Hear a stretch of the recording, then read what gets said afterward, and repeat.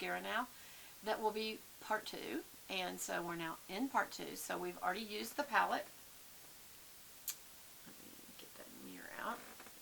And so what I'm going to do now is just apply mascara and liner. So you may not have wanted to go to this one, but I'm going to go ahead. What are my thoughts on this? I thought it was going to be cool tone, y'all, and it's definitely not. And you know what? Here is your little bonus if you made it to this. Let's go ahead and do a dark lid again, and this time we're going to use this black sparkle. Yesterday we did a dark lid and it was the blue. And this is not what I typically do, but I'll tell you one really great thing about using a dark color on your lid versus your crease. Look at the lash implications of that. You don't even need mascara when you use a dark color on your lid. But I wanted to get this sparkle. Be real careful.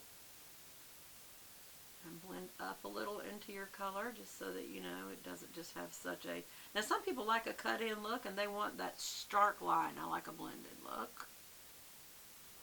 And I'm going to go over it twice because the whole point of doing this, especially just in the middle, is the sparkle. And when you go over it twice and you use your finger, you will tend to get more of a sparkle or a flat shader. You could use a flat shader out of your palette. And that's the look. And look how that just changed the look. I would say this is definitely a more evening look. We'll put that one over there now too. Let me wipe my finger off. I keep little towels right here if you're ever wondering, those of you who don't know. Little makeup towels that hang on the little knob on my desk, to be honest. And so that's the look. And now we will add, first of all, let's do a little blending here. I'm going to find the right blender just because,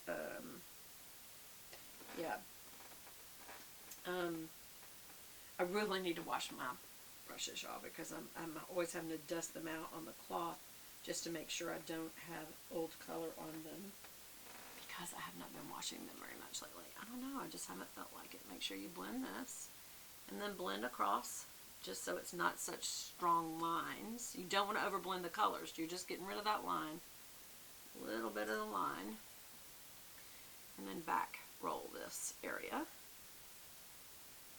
again just to get rid of the lines. That's all I was doing. Dust this back off. That's what I think makes them look like they've been washed. And y'all, there's so many to wash. It's like going to be an undertaking. Would you be interested in seeing me wash my brushes? Let me know in the comments below. And I'm also feeling like I have a little fallout just like yesterday, so I'm going to use a dual blended brush. This is one of the best brushes to have on hand because you can use it for so many things. You can use it for applying powder under your eyes because it's so delicate, and also getting powder off from under your eyes. Because it's dual fiber, the lower is one fiber, the upper comes through as another, and it's the density on the bottom makes the top one. See how I got a little fallout on my nose? And it's almost like a fan brush. It just flicks it off really easy. Or you can use a fan brush. And fan brushes also double for the same thing, applying powder, applying highlighter. There's a good use for those things. And y'all know my little trick of using the fatty part of my hand to go right past the eye and make sure that any fall out over here. The only thing is be careful it doesn't go up when you do that. And then you got to make sure you wipe your hands off so it doesn't get on your clothing. Okay. Alright, I feel some little fuzzes. I've been really sensitive about things lately. I don't know if my skin, I don't know if that's a sign of immunity issues, but my skin is really oversensitive right now. Like, I feel hairs. Both sides. Oh, it was a little fuzz. Maybe I had some little dust or fuzz on that. Who knows why. Okay. So I'm going to go ahead and put on some liner. Let's see. I've already done crayon liner on the waterlines. But I do want to have a little bit of a cat eye because it's such a dark shadow that I just want to kind of support it as a more finished look. And by doing, one of the things you can do is go ahead and just do a a black liquid liner. And see how that just really, when you do that, because it's so much darker than the shadow, it kind of makes the shadow pop a little if you use a liquid liner on your lash line after doing a really dark shadow. And I go all the way in on those. And as you can see, I do little dashes rather than try to paint a line, just because my hand isn't steady enough to paint a line. And so I just connect dashes. Make sure you connect the edge and round it out a little bit. Especially this side. For some reason, I think because I am right-handed, I don't get the same tug. That makes a nice smooth line. Like over here when you're pulling across your face, you get a little bit more of a tug action. And get right on that lash line so that you don't have any skin seeping through, and also just to get that really good looking black line so that now you really see the shadow really, really well. I feel like that did not come down very good. Somebody's moving. Big, huge truck just passed in front. Okay. See, it's very, you almost don't even notice the liner.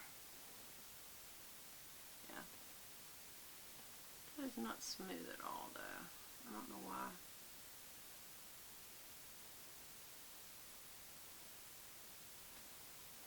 Maybe that's a little better.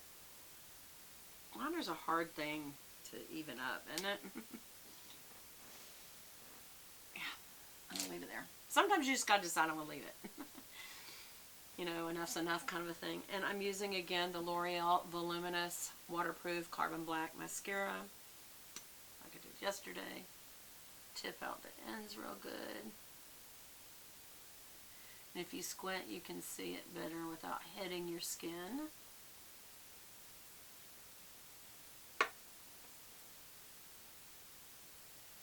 And then go from the root out. And the ones that are on the far end, point them toward your ear. Everything else should be straight up. Except the inner ones, and point that towards your nose. That's how you get that kind of fanned out lash look. And the reason you go over it's not just to add product, it's to kind of thin out in case you got some goops. Some people like the goops. I'm going to go ahead and tip these out. Normally I go ahead and do the other side, but I'm just going to go ahead and tip these out. And then of course at the base. On the lower lash line I do a lot of wiggling just to make sure I get between those lashes really good. Whereas up, it's just a coordination thing for me. I don't wiggle as much if you can. Good for you. If you wiggle the wand, what you do is you get all the little hairs in between really well.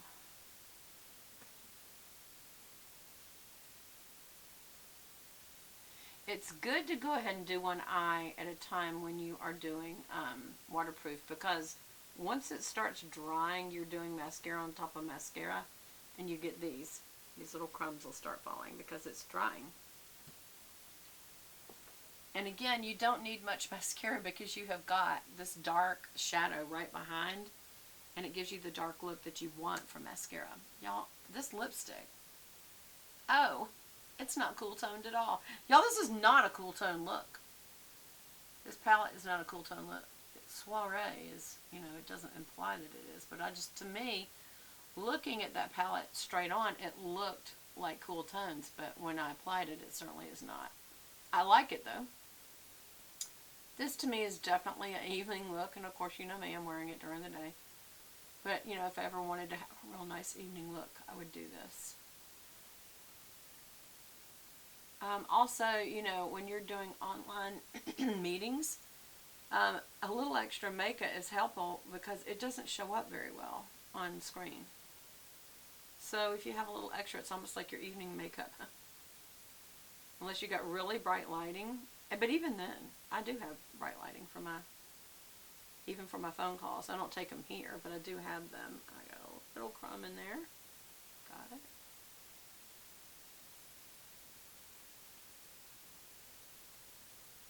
Even with the tip of the wand, I often have a hard time getting that inner lashes. But I use the tip and just kind of pull down on the lower lashes. I'm a big believer in definitely putting mascara on the lower lashes. I just don't even understand who started the thing about, you know, it makes you look older to do lower lashes. It's the opposite. You look younger because you see that actual mascara, which is a made-up look, which young girls do. And also, I think it looks silly to have mascara on your upper lashes. It's very obvious that it's there, and then it just looks very like you didn't know how to apply makeup because you didn't finish completing it by adding it to the lower lashes. That's what it looks like to me. But I know it's a trend. It's a trend I'm not following, nor do I agree that it, you know, supposedly it makes, when you put lower lashes, it draws the eye down when people are looking at you. It draws the eye down to look there, and it's like, no, you're going to look there anyway if you have any kind of color, if you have, but just because you're looking at the eye as a whole, it doesn't draw you down. Okay. I did this yesterday. I don't have my little cotton buds, remember, that have the point. I need to get a new one, or either I misplaced them on this desk. I wonder if they're behind my husband's picture. No, they're not. I don't know what happened to them. Maybe I used them up. Well, either way, I can't find them, and so I need to go and get some. But that's the, they look like Q-tips. The Q-tip is a brand, by the way. They're actually called cotton buds. I happen to have a makeup cloth here, which is not what you would want to use because it has makeup remover on it. But there's the look with the lashes. So that's the look. I hope you've enjoyed this, and comment below your suggestions. I love you guys, and I'll talk to you again soon. Bye, bye, bye, bye. Oh, I wanted to show you these earrings. They're similar to yesterday's, only they're U's instead of circles. Again, from the gift shop at the Cancer Treatment Center. I love you guys. Talk to you again soon. Bye-bye.